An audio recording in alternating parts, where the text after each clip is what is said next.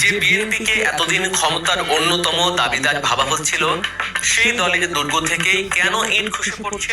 কেন হাজার হাজার নেতাকে বিএনপি ছেড়ে জামায়াত পতাকা তলে আশ্রয় নিচ্ছে? অন্যদিকে জামায়াত ইসলামীর এমন অভাবনীয় গণজোয়ারের রহস্যটাই বা কি?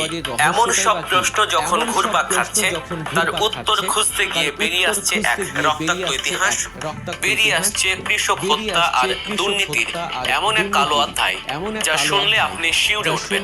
আজ আমরা সেই মুখোশই উন্মোচন করব। খুলনা ৫ আসন। এখানে জামায়াত ইসলামীর সেক্রেটারি জেনারেল মিয়া গোলাম পরোয়ার যে শোডাউন করেছেন তা এক কথায় অবিশ্বাস্য। প্রায় ৫,০০০ মোটরসাইকেলের বিশাল এক বহর নিয়ে তিনি জানান দিলেন তার আকাশচুম্বী জনপ্রিয়তা। খুলনার ইতিহাসে এত বড় শোডাউন আগে কেউ দেখেছে কিনা তা নিয়ে খোদ স্থানীয়রাই সন্দিহান। এই সেই গোলাম পরোয়ার যিনি ২০০১ সালেও